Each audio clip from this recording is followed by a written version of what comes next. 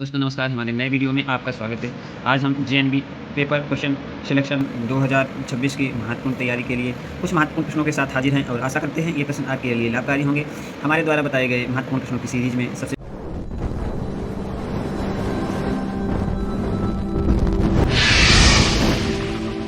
पहला प्रश्न आज का हम लेंगे तीसरा नंबर, और ये तीसरा नंबर सवाल क्या कहता है इसे ध्यान से देखेंगे। कह रहा है कि 1/13 इंटू बड़ा कोष्टक plus 7 plus 2 into 5 into 11 plus 2 into 13 का सरलीकरण करने पर परिणाम आता है। आइए इस सवाल को शानदार तरीके से हल करेंगे। कैसे हल किया जाता है तो यहाँ पे आप ध्यान से देखेंगे हमारे साथ, और आशा करते हैं ये सरलीकरण आपको अच्छी तरीके से समझ में आएगा।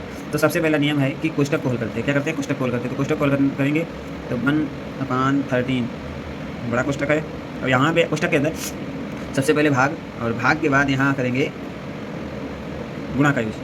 भाग गुणा और जोड़ घटाना इसके बाद, ठीक है ना। तो सबसे पहले यहाँ पे गुणा करेंगे, गुणा वाले जितने होंगे वो कर लेंगे। तो 7 प्लस 10 हो जाएगा 10 इंटू 11 प्लस 2, ठीक है ना।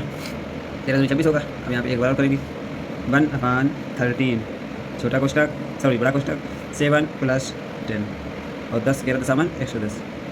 तो यहाँ पे हो जाएगा 1 1 10 110 प्लस 26। अब इसे हम जोड़ लेंगे तो 1/13 और जोड़ने पे आएगा 110 और 26। तो यहाँ पे 6 6 12 1 13 3 हासिल 1 हासिल 1 2 और 2 4 और 1। यहाँ पे ये आया है, थोड़ा इसे हल करेंगे तो आएगा 143/13। तो यहाँ पे आएगा 13 एकल 13, एक बचेगा 13 एकल 13, 11 आ जाएगा। कितना आ जाएगा? 11 आंसर आएगा। आइए देखते हैं हमारा इसे प्रश्न में कौन सा ऑप्शन सही है। तो 11 हमारा सी ऑप्शन इसके लिए बिल्कुल सही होगा। तो आशा करते हैं ये हल आपको अच्छी तरीके से समझ में आ गया होगा। आप चलते हैं अगले महत्वपूर्ण प्रश्न को, और इस प्रश्न को हम कैसे हल करेंगे वो हम आपको शानदार तरीके से बताएंगे। आइए चलते हैं। अगला प्रश्न हमारा यहाँ पे देखेंगे ध्यान से तो आपको दिखाई देगा। अगला प्रश्न कह रहा है 2 सही 1/17 भागे और 7/10 गुणे 1 सही 1/33 का सरलतम मान है। तो आइए चलते हैं इसे शानदार तरीके से हल करेंगे।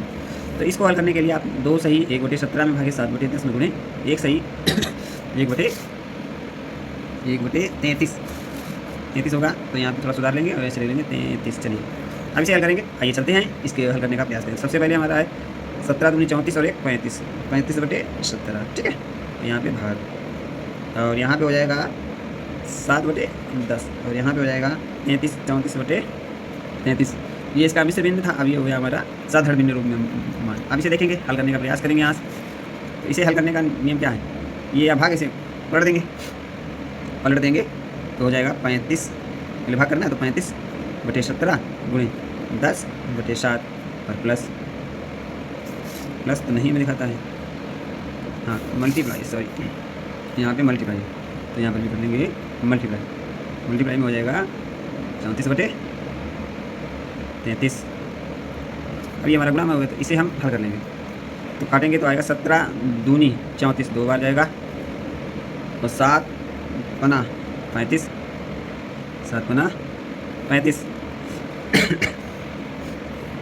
7 पना 35 हो जाएगा। और ये हमारा बचेगा 5 गुणे 10 गुणे 2 33, ठीक है। समझ में आ गया। और थोड़ा इसे हल करेंगे तो क्या बचेगा वो समझ में आएगा। तो इसे हल करेंगे तो आएगा 10 पना 50 दूनी 100/33। यहाँ से आ जाएगा 33 यहाँ 99, तो आ जाएगा 3 सही 1/33। ये आंसर इसका होगा। आइए देखते हैं कौन सा ऑप्शन हमारा सही है। 3 सही 1/33, इसके लिए ए ऑप्शन बिल्कुल सही है। और आशा करते हैं आपको इस प्रश्न अच्छी तरीके से समझ में आ गया होगा। अब इसके अगले महत्वपूर्ण प्रश्न को शानदार तरीके से हल करेंगे और समझने का प्रयास करेंगे कि किस प्रकार से हमारे नवोदय विद्यालय क्लास 6 के जो प्रश्न होते हैं अंगगणितीय परिक्षण में वो किस प्रकार के होते हैं। अगला प्रश्न हमारा है 349 गुणे 51। अगला प्रश्न क्या कहता है? 349 गुणे 51, ठीक है। शानदार तरीके से इसे लिखेंगे। और इसके बाद है प्लस और प्लस को यहाँ प्लस ले लेंगे शानदार तरीके से। और प्लस के बाद हमारा शायद प्लस के बाद यहाँ पे कोष्टक है 632 में भागे 31, 632 भागे 31, ये हमारा रहा है % और इसे कैसे हल करते हैं, तो इसमें भी बूढ़ा मास नियम से हम इसे सॉल्व कर लेंगे शानदार तरीके से, तो कोई प्रॉब्लम नहीं होगी,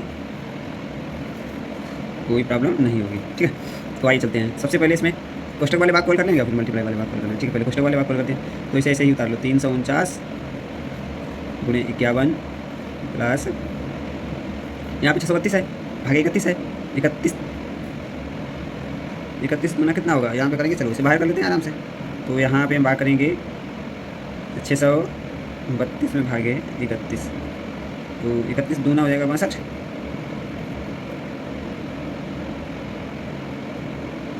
एक बचेगा 12 हो जाएगा, शायद यही है।